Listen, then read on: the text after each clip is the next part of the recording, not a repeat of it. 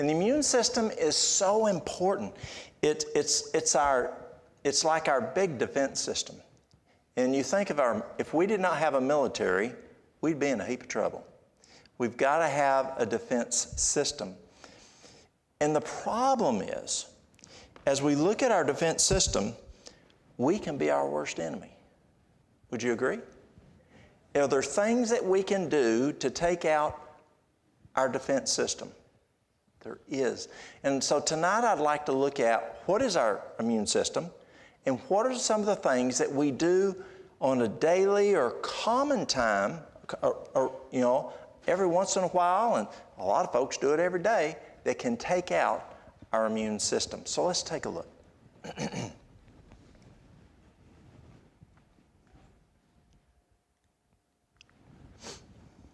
Optimal immunity, how to achieve it. So the question, we're going to look tonight at what is the immune system. We're going to look at things not to do. And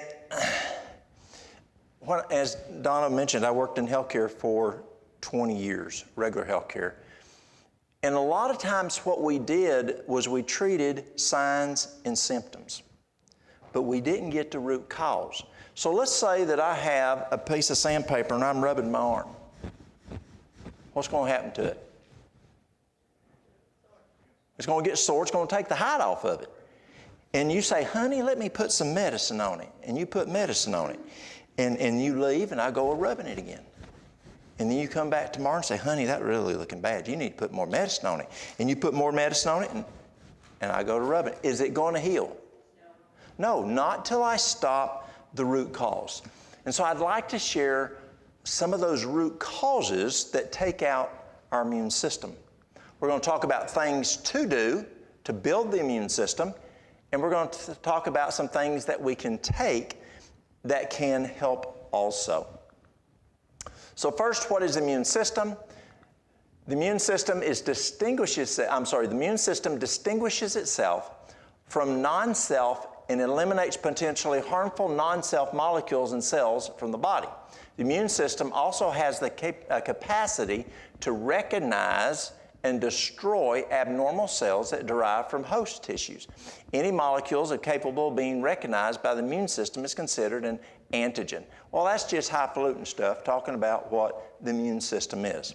So we're going to talk more on what, well, let's look at what Mayo says. No, this is Merck Manual.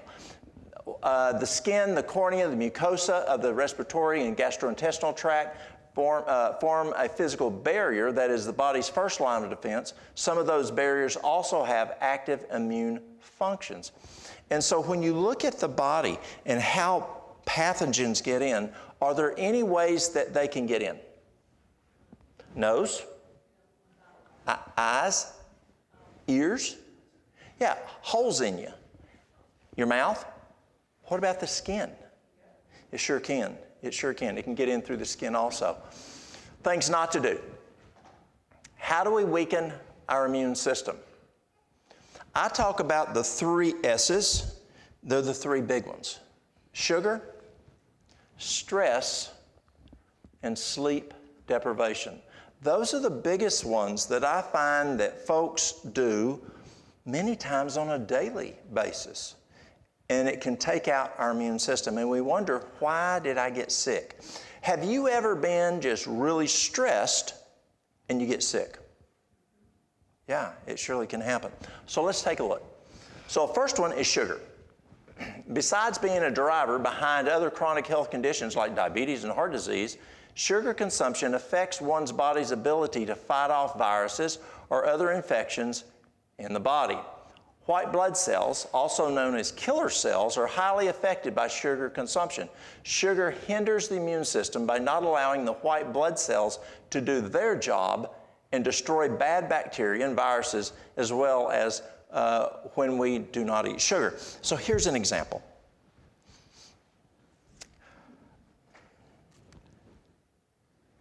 Before I realized what was causing problems on a lifestyle basis, when I worked in regular healthcare, let's say I would go for I did a lot of teaching. And I'd get up and I'd drive somewhere and I would stop, and guess what I would get for energy? That was to come. Not yet. It was coming though. What do you think I stopped and got when I stopped at the gas station? What? A Dr. Pepper. Okay? And then what else do you think I got that was about this long? A Snickers bar. Yeah. And that would give me energy to go to the meeting. Well, then when I got to the meeting, guess what was there? What did you say before? Donuts, Danishes. And so, well, you didn't want to make people feel bad, so you might need to eat one or two of them. And then what would happen? So you'd meet old Henry there, and Henry had a sniffly nose, and he'd rub his nose, and then here you, oh, Walt, how you doing? I'd shake hands with him, and then hold my donut and eat on it. And what did I just do? Contaminated, yeah. So what does sugar do? There's a fella named Neil Nedley. He wrote a book called Proof Positive. It's a great book. I encourage you to read it. And in there he talks about soft drinks. Let's say that Dr. Pepper, a 12-ounce soft drink, Nedley found that when you drink that soft drink, it will take out your white cells or your immune system. It will knock out your immune system for 50% for up to 4 hours. Just one soft drink can wipe out your immune system. Now that's a 12-ounce soft drink. There's a lot of people who are drinking gulps, which are like 48 ounces, or they're drinking. I had a guy come in one day, he had diabetes, and I asked him how much water he drank, and he says, I don't do water. I said, well, what do you do? He says, I drink Mountain Dew. I said, well, how much do you drink? He goes, 3 liters a day. He was significantly wiping out his immune system. So if 12 ounces would wipe out your immune system for 50% for up to 4 hours, think what 20 ounces and multiples drinks do. But is that the only thing I got? No, what else did I get? A Snickers bar. Now Nedley says a soft drink and a Snickers bar will wipe out 13 out of 14 white cells. So I'm only running on one white cell out of every 14 white cells for the next 4 hours. I anesthetized 13 white cells. But that's till I got to the meeting. And then I ate a donut. Yeah. More sugar to wipe out the immune system. And then I found out what I was doing wasn't best. Changed my career, changed the way I do things, and guess what? I don't take medicine anymore because I'm not doing what was wiping out my immune system or causing health problems. So as we look at sugar, sugar can significantly wipe out your immune system. A milkshake or one slice of cheesecake will wipe out your immune system between 72 and 73% for the next 4 hours. Significant. The average American eats approximately 22 teaspoons of sugar each day, 150 pounds of sugar per year, and 79 pounds of high fructose corn syrup per year. And high fructose corn syrup is in so much. What's high fructose corn syrup in? Pardon? Soft drinks? Cereal? Ketchup? Sweet pickles? I mean, it's in so much food out there. High fructose corn syrup will wipe out your immune system. Sleep deprivation. Sleep provides essential support to the immune system. Getting sufficient hours of high-quality sleep enables a well-balanced immune defense that features strong innate and adaptive immunity and less severe allergic reactions. So, if we don't get an adequate sleep, this is saying we're more prone to what? Allergic reactions. It lowers our immune system. Have you ever stayed up late or driven home and didn't get home into the house till 2, 3 in the morning, and then you got sick? I see that. I still have that problem today because I'm a firefighter. What was it, this past Tuesday night? I was on the way to the house, tones drop, Mary Lou's in the truck with me. We whip around in Gary's driveway, a fella down the road, turned around, went to the I-40, and there was a fella he was drunk, flipped his car, and tore his, if we could have flown him out, we could have flown him out. I was telling Denzel today, he hit the steering wheel so hard, he didn't have a seatbelt on. He broke the steering wheel, the column. I mean, jaws sometimes won't even cut the steering column when we try cutting jaws. So I'm up, I didn't get back to the house till like 2:30 in the morning. Can that affect my immune system? Absolutely it can. And we find if we get less than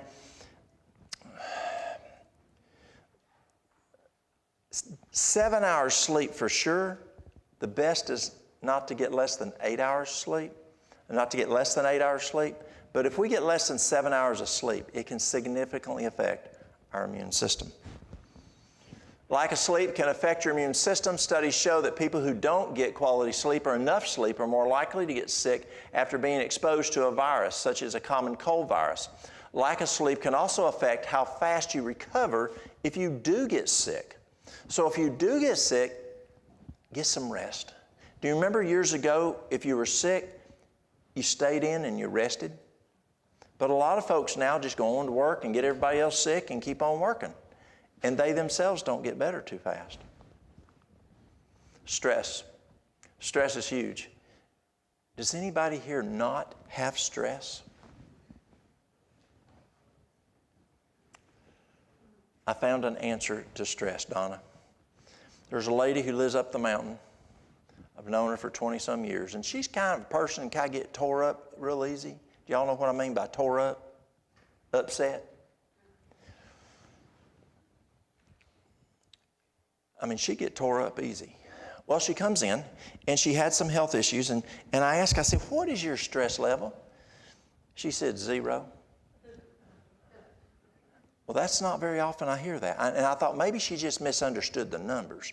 And I said, no, 0 means no stress. 10 means major stress. And I know this is a lady who used to be 100. I mean, she'd really get tore up. And I said, no, 0 means no stress. 10 means a lot of stress. What's your stress level? She goes, 0. I said, how? And I had noticed a change in this lady over the last couple of years. And I said, how do you have 0? She says, 2 years ago, I found Jesus. And she says, I just give everything to Him now. It's not being Pollyanna. It's, if you have a problem, can you give it to Jesus? Absolutely. Especially on things there's not a thing you can do about. Crying and fretting is not going to fix it. Give it to Jesus. Let Him take care of it. Yes, we have to take responsibility and work on things that we can work on. But those things you can't do a thing about, she was right. Just give it to Jesus. And the things that you can do something about, take His hand and work with Him on doing it. Stress. Many of today's illnesses and diseases are triggered by chronic stress, which depresses the immune system and wreaks havoc on every organ in the system. That's psychology today. Exactly how stress causes and contributes to disease is a question of particular interest to researchers. There are 2 likely pathways. One is behavioral. People under stress sleep poorly and are less likely to exercise and adapt poor eating habits. Smoke more and don't comply with medical treatment. Stress also triggers a response by the body's endocrine system, which releases hormones that influence multiple other biological systems, including the immune system. Now, this is amazing. You can find this in that book, Proof Positive, also. 1 minute of anger can suppress your immune system for 6 hours. Now, I've got a good friend. His name's Arvo Khanna.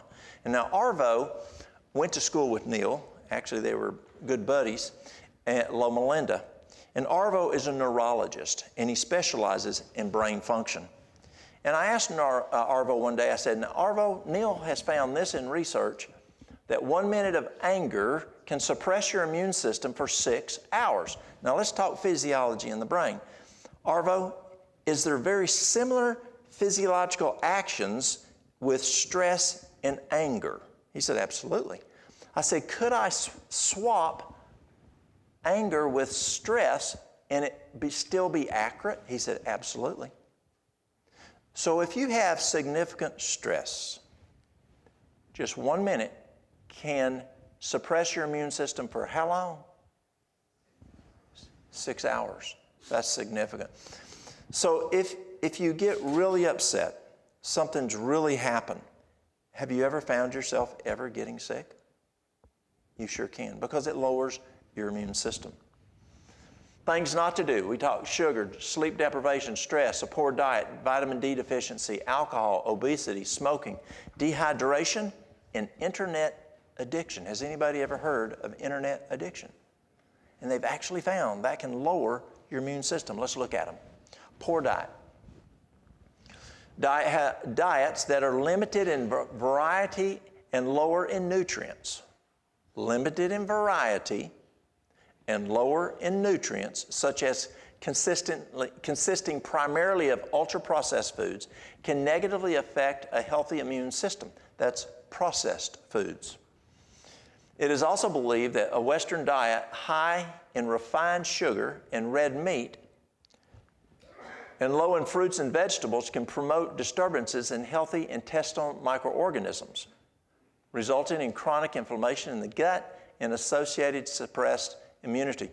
And we learned during COVID that 75% of your immune system is determined by the health in your gut. And so we've got to take care of that gut. Let's go back here just a moment. So as we look at those foods, and we look at what is the most healthy foods for us. I took nutrition courses from Cornell University under a guy called T. Colin Campbell. Anybody ever heard of T. Colin Campbell? And Campbell found that the best food is food that you grow in your backyard. Anybody ever grow a garden? I saw, we were out today and saw folks picking apples.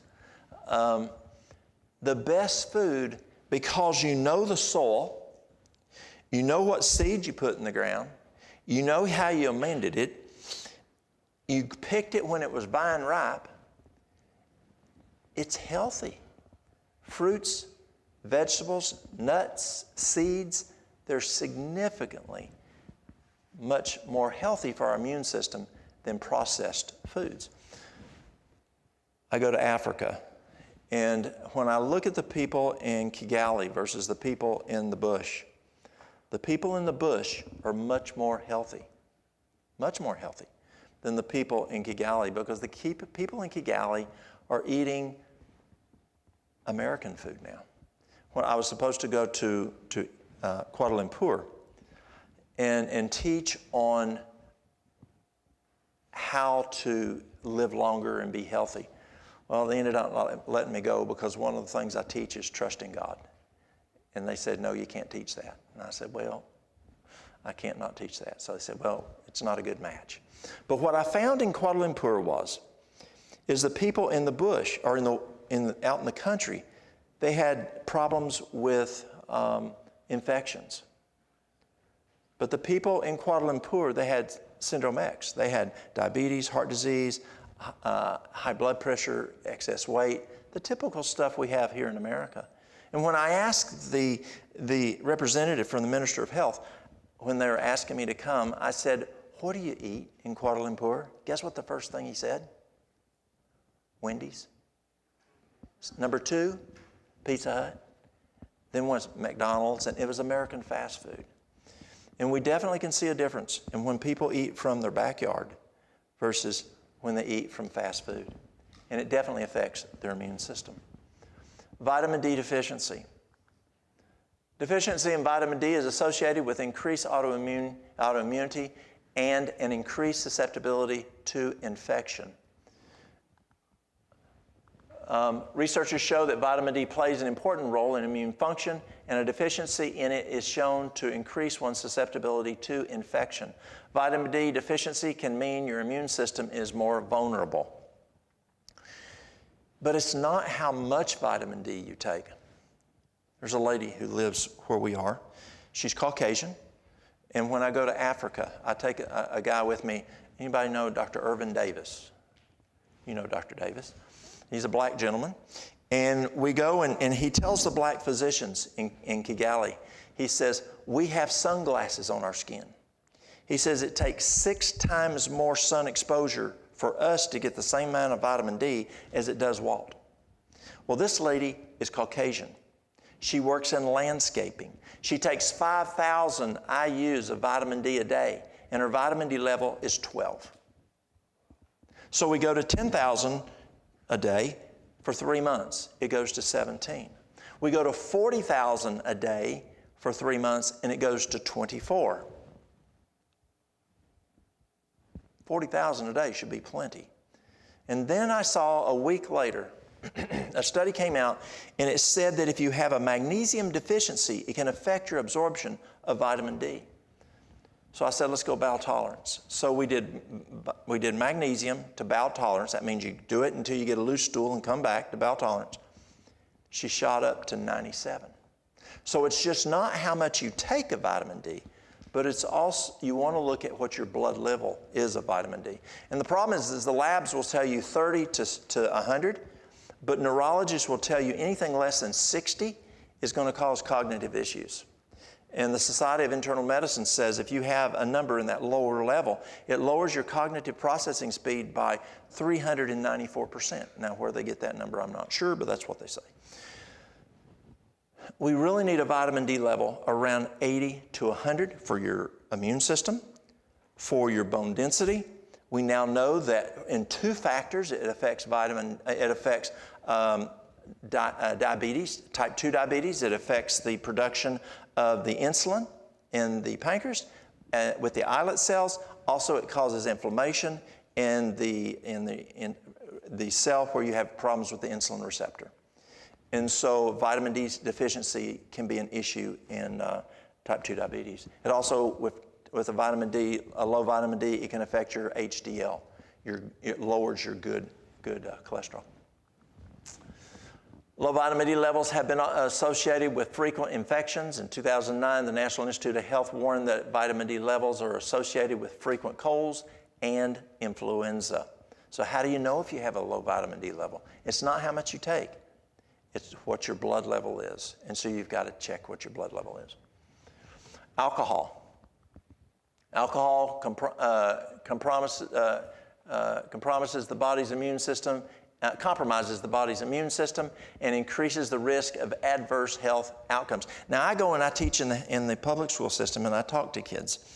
And I ask kids, what does drinking do? And well, kids will say, it makes mom and dad do stupid stuff. Well, when we do stupid stuff, can that affect our immune system? Absolutely. Plus, what does alcohol have in it? Sugar. And so that's going to affect our immune system. Alcohol can trigger inflammation in the gut and destroy the microorganisms that live in the intestines and maintain immune system health. And this is PubMed, and what percent of the immune system do we learn is derived from the gut health? What do we say? 75% of the immune system is determined by your gut health. Yeah. Obesity. Obesity, like other states of malnutrition. And people say, well, how can you be malnourished if you're 572 pounds? I had a guy come in one time, 572 pounds. Well, what do you think he ate? Most people who had come into me that are over 450 pounds, they're usually eating the same thing.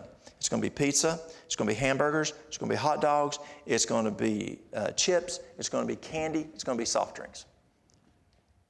So can a person be large but yet be malnourished? Yes, it's because they're eating foods that are not nutrition dense. They're eating foods that are high in calories. Smoking. Smoking harms the immune system and can make the body less successful at fighting disease. Dehydration. Dehydration can weaken the immune system, making the body more susceptible to infections.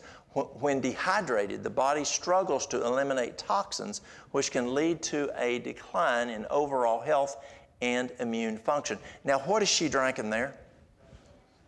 A soft drink. And what does that Pepsi have in it? It's got sugar, but what else does it have in it? Caffeine. Caffeine is a diuretic. And they tell us for every ounce of caffeine that we drink a day, we need 6 ounces of water to make up for the word I'm looking for. It's a diuretic. And so when you drink caffeine, you're losing water. Internet addiction. Well, let's look at this one. Internet addiction can damage immune function. People with excessive internet use have 30% more colds and flu symptoms than those with less problematic internet usage. Those who spend excessive time on the internet tend to have greater sleep deprivation. Can sleep deprivation cause problems with the immune system? Yes. Worse eating habits and a less healthy diet. Engaged in less exercise, tend to smoke and drink alcohol more. I had a guy come in a couple months ago, and he walks in and he says, and I look at his eyes, and he says, "Can you help me with my eyes?" And I said, "Have you been welding?" Anybody seen someone get welding burns in their eyes?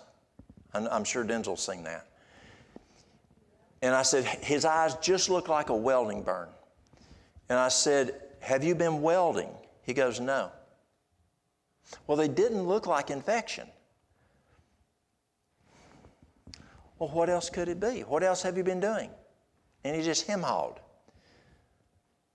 Okay, so we'll address it like an infection, but it just doesn't look like an infection. He says, "I have to be honest with you."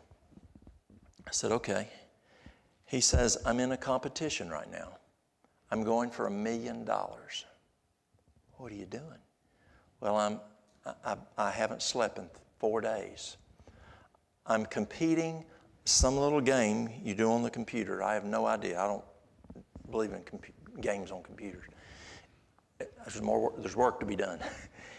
But he's been playing this game for 4 straight days in competition. And he just had a break. His eyes were killing him, and he came for me to help him with the problems in his eyes. He said, "I have one more game he says, if I can do one more round, I will go to Vegas and I can go for the $1 million. Sleep deprivation is huge. It is huge. Internet addiction, playing games, it's huge on what it does to the body. So as we look things not to do, sugar, sleep deprivation, stress, poor diet, vitamin D deficiency, alcohol, obesity, smoking, dehydration, internet addiction, those are just some of the things that you can do that can affect your immune system.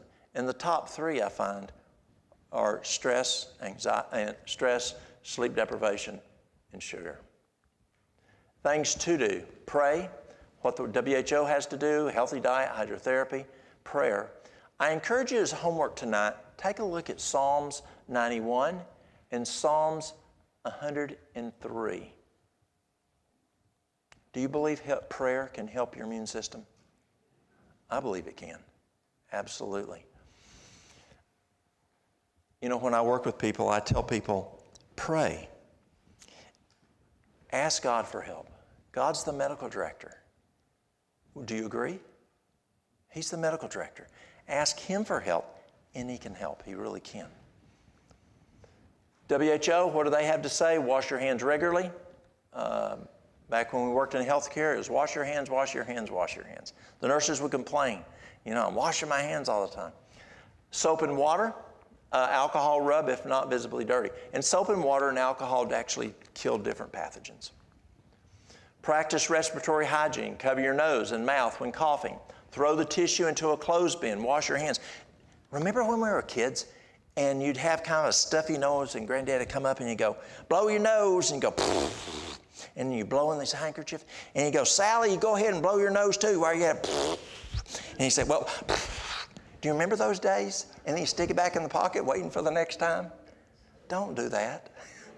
Handkerchiefs for ladies that are crying, Don't be blowing your nose on it. Use something else and throw it in the trash can. Maintain social distancing, especially if coughing and or fever, at least 2 meters, 6 feet. Actually, WHO back in March of 20 only said 1 meter. Avoid touching your eyes, and we talked about it a few minutes ago. Why is that?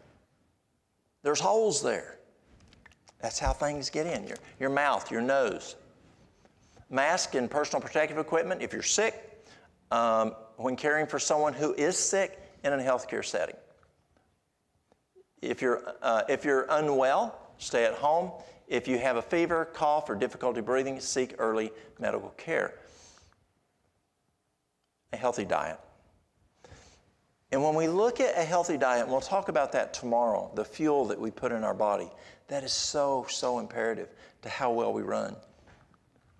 A balanced diet, this is Harvard School of Public Health, a balanced diet consisting of a range of vitamins and minerals most effective primes the body to fight infection and disease. Now, Harvard's saying a diet. People will come into me and they'll say, give me your best vitamins, your best multivitamins. Well, my best multivitamins, again, are their backyard. The fruits, the vegetables, the foods that you can grow in your garden. That's your best nutrients. But there are people, you have to be realistic, there are people who just aren't going to do it. And so they're going to need to take some vitamins to help with that. Eating enough nutrients is part of a varied diet, and a varied diet is key. We need a variety of foods in color and different foods. We're not dogs. We don't eat same-o, same-o. Eat enough nutrients as part of a varied diet is required for the health and function of all cells, including immune cells. Here you go, Denzel. Hydrotherapy. Hydrotherapy is amazing what it does. Last week I got back from Honduras. There is no hot water where I was. And so you just took a cold shower. If you want to take a shower, you took a cold shower. When Mary Lou and I were in Venezuela, if you want to take a shower, you took a cold shower. There's times when I go to Africa, if I want a shower, I take a cold shower. And what it does is it builds the immune system. Let's look at some benefits. Here's some benefits from taking a cold shower. Now, it is true taking a hot shower is good. It can relax the muscles. It opens the pores. It allows you to clean the body really good. But you want to end in a cold shower. Here's the benefits. Strengthens the immune system, increases hormone production, improves circulation, increases metabolism, alleviates depression. Oh, this is a good one. Denzel, did they do the douche down where you were, where they took a hose and sprayed you? It's called the douche down at Uchee Pine. And it is a great tool for depression. You take a person, you put them in the shower, you turn on some hot water, and they have multiple shower heads. And then you have them turn around, and you go up and down their spine with plumb cold water. And let me tell you what, they will come out of that depressed state real quick like. I mean, whoo, it'll wake them right up. It's good for depression. Detox, improve male fertility, speed up healing, prevent post-workout injuries, decrease chronic pain, reduce body aches, improve your hair health, improve kidney function, reduce swelling and edema, heal and tone skin, regulate your autonomic nervous system, regulate uric acid levels in your body, and improve sleep. It's amazing what cold water can do. It was my freshman year in college, back when we first met. I was getting ready to go to SMC, and there was an old man that was friends of my father. He was 97 years old. And he said, "Walt, you're going into healthcare." "Yes, sir." He says, "I need to tell you something that might help you someday." I said, "What's that?" He said, "Back in 1917, in World War I, I was a nurse.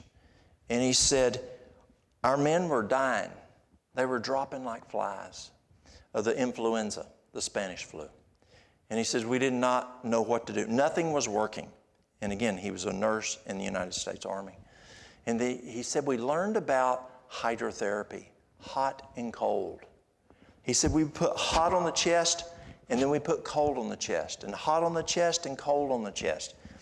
It's called a revulsive treatment. I like doing, 3 minutes hot, 1 minute cold. 3 minutes hot, 1 minute cold. Or you can do a 30-second mitten friction. And I do it 7 times. And it's amazing, during COVID, many people from all over the U.S. and even other countries who would call with COVID pneumonia. I shared that story that man gave that was helping those fellows back from the influenza of 1917, 1918, and it helped many of those folks. But hydrotherapy is amazing for improving the immune system. There's saunas. Saunas are good. Different kinds of saunas. Those are the old saunas. Fever treatments. That's the United States Navy doing fever treatments. And then afterwards, you want to roll up real good in a sheet for 2 hours after the fever treatment. That's an important component. And we found, Loma Linda said it would increase the immune system by 7-fold. I didn't believe it. So I had my nurses draw labs on every single patient that we did the fever treatments on. And we started before the treatment. We did the fever treatment. We immediately did it. Then we poured ice water down their back and down their neck to kind of get them going. And then we took it again, and we kept taking it every 30 minutes. And we found that Loma Linda was exactly right. It peaked that immune system 7-fold at 5 hours for every single patient. And then down at Eden Valley, Dr. Harold Cherney, he found that it did not come back to normal for 3 days. So this fever treatment is an amazing tool for increasing your immune system. If you have any questions on it, talk to Donna or Denzel and they can tell you about it. Fomentations, that's what the old gentleman taught me that they did back during World War I. So those are things to do. Again, pray. Look at, just universal precautions there. A healthy diet, using hydrotherapy. Hydrotherapy can increase your immune system. Things to take. Vitamin D. Vitamin D helps our immune system stay balanced during the cold and flu season and serve as a pharmacy resource. There are vitamin D receptors and activating enzymes on the surface of all white blood cells. And I'm reading from Pharmacy Times here. The role that vitamin D plays in keeping the immune system healthy is very complex because the immune system has to be perfectly balanced. If there is too much stimulation, autoimmune diseases can set in. If there is not enough immune system activity, frequent infections can occur. And again, how do we know if we have enough vitamin D? Check your blood. Yeah, do a blood test. Today, 2 weeks from today, one of the docs in town, every 3 months, he will do lab tests for our area. He does them at his cost. You can go in there and get a vitamin D test for $30. You can get a huge array of tests, well over $2,000 of tests for less than $100. Amazing. And I encourage folks just to go in, get your vitamin D test every once in a while because it's so important. Garlic. Anybody like garlic?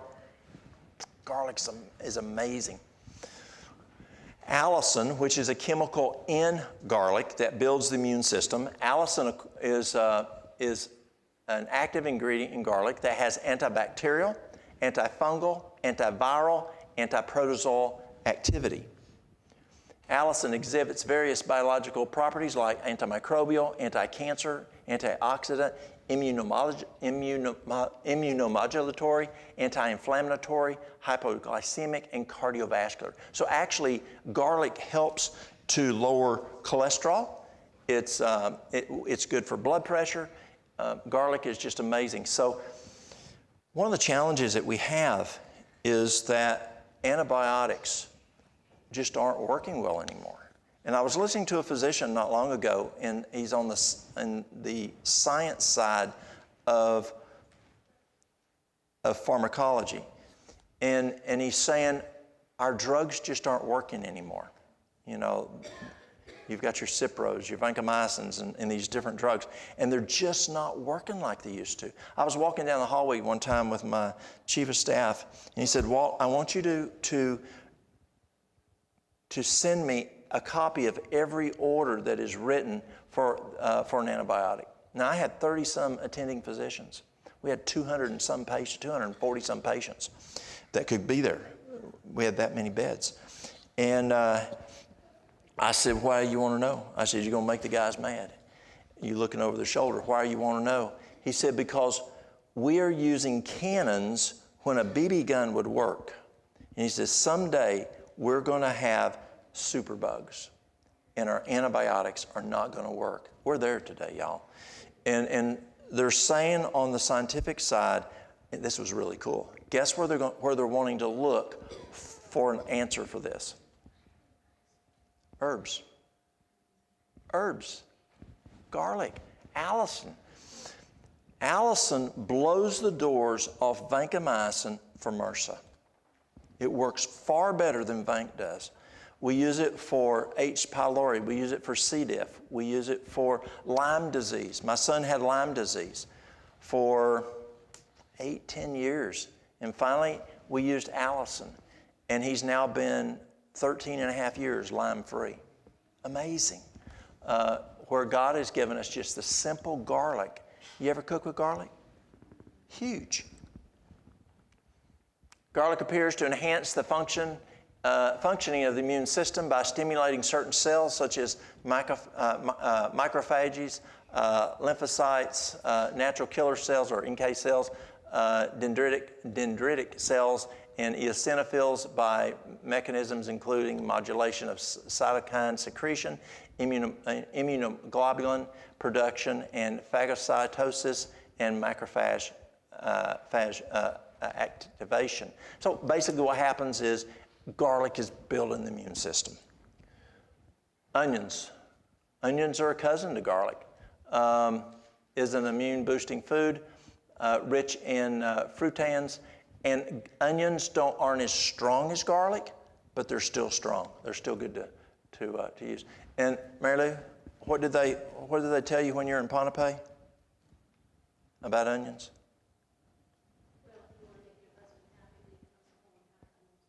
Yeah, if you want to make your husband happy when he comes home, have some onions sauteing in the kitchen. You know, it's kind of like cooking bread. It smells good. Those onions smell real good too.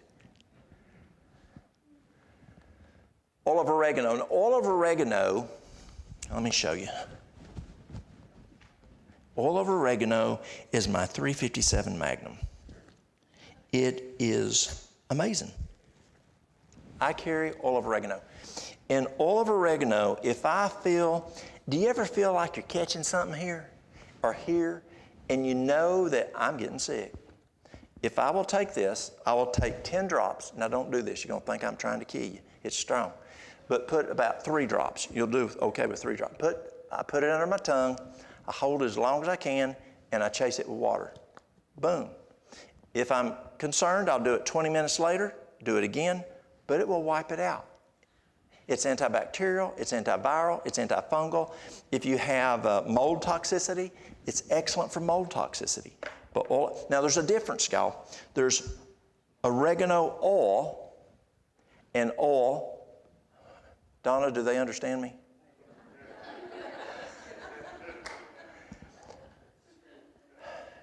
There's oil of oregano and oregano oil. So now you know what I'm talking about. So oregano oil is just 100% essential oil. Do not use that internally. It will plumb burn your mouth, your esophagus, your stomach. But you can topically use it for things like nail fungus, warts, that type of thing. But, or you can use oil of oregano. And what that is where you use 75% olive oil and then 25% of that oregano oil. And now you can take it internally, and that's what that is oil of oregano. Oil of oregano is a powerful plant-derived essential oil that may rival antibiotics. Now I'm reading JMed Foods, Journal of Medical Foods. Oregano oil is a powerful plant-derived essential oil that may rival antibiotics. Rival antibiotics. Isn't that cool? And I truly believe it because I find this works tremendously and I don't get sick so often. When it comes to treating or preventing various infections, oregano oil contains properties that are antibacterial, antiviral, and antifungal.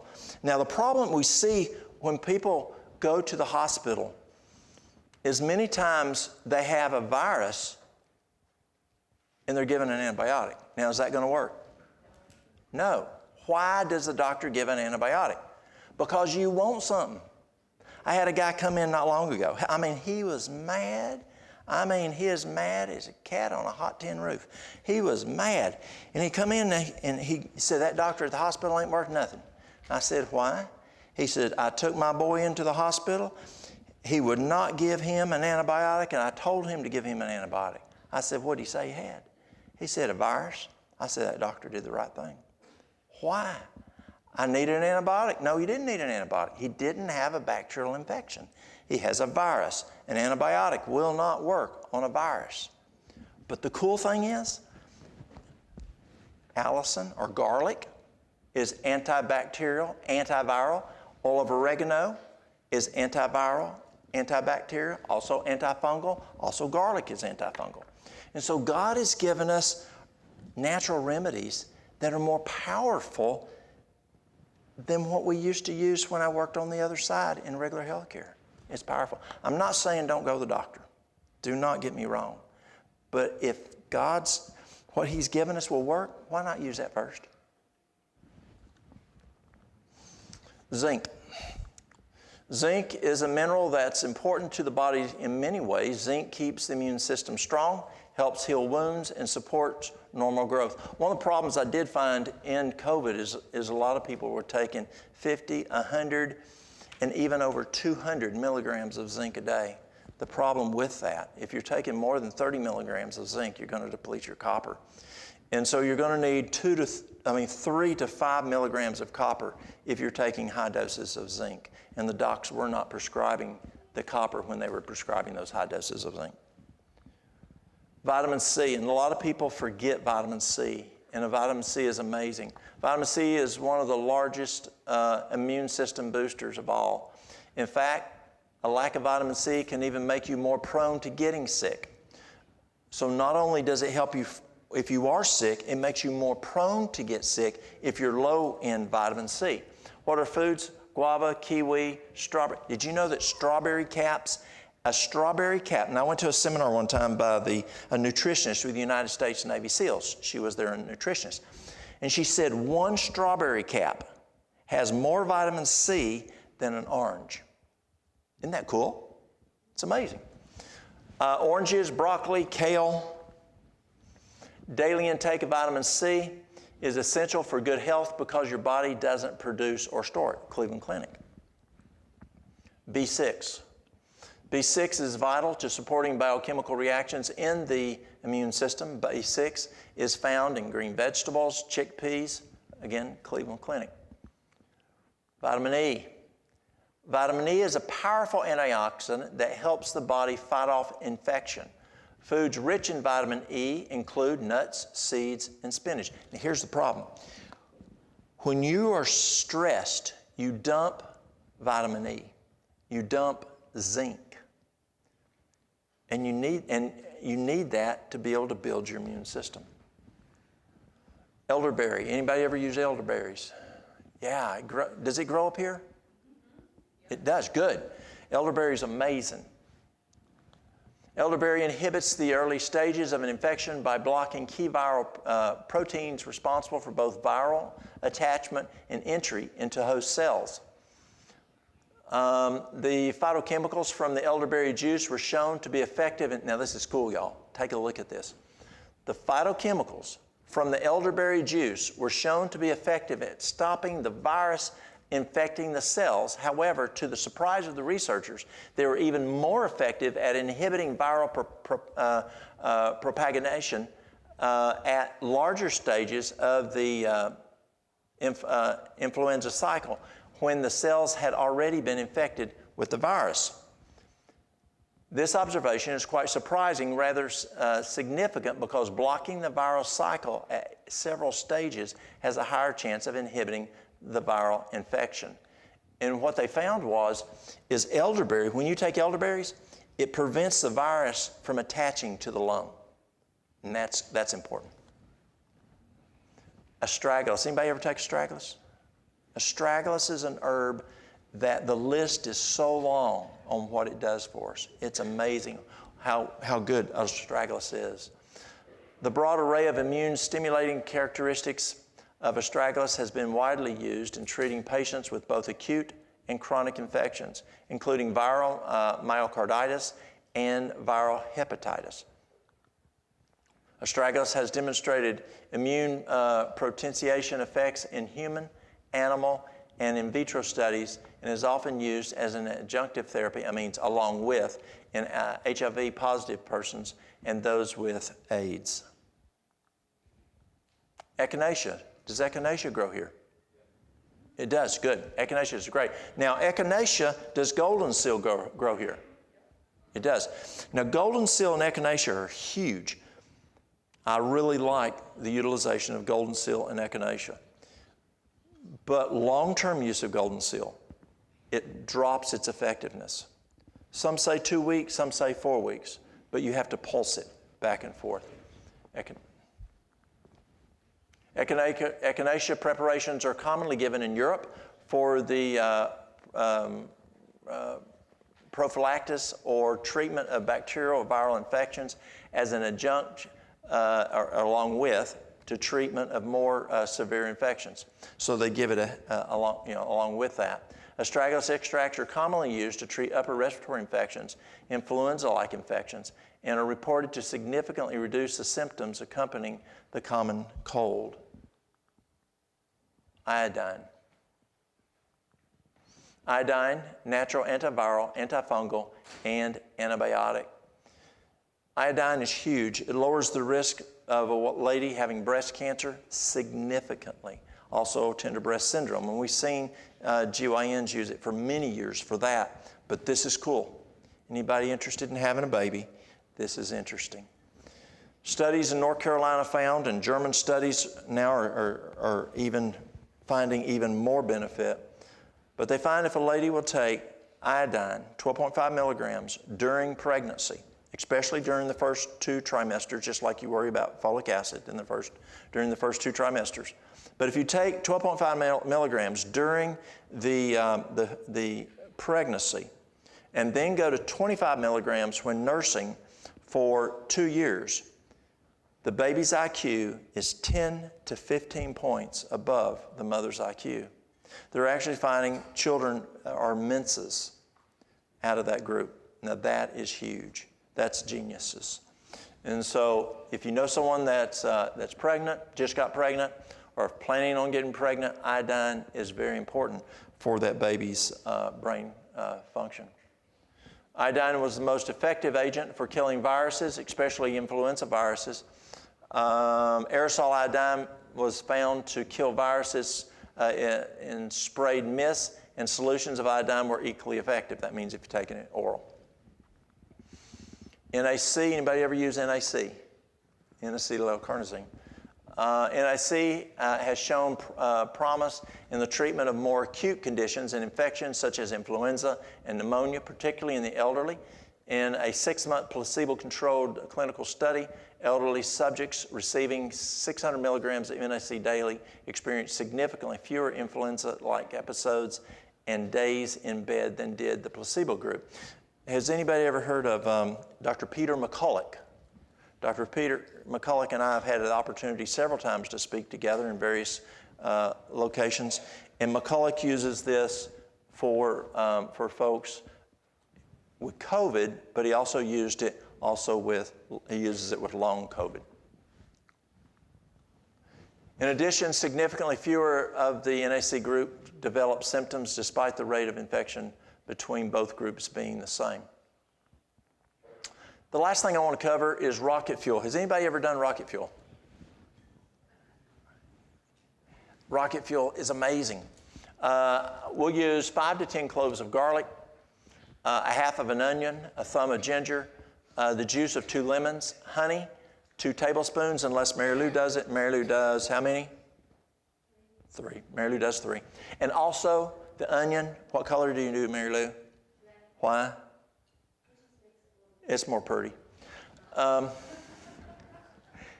So 2 to 3 tablespoons of honey, cayenne pepper, 1/8 of a teaspoon to 1/2 a teaspoon.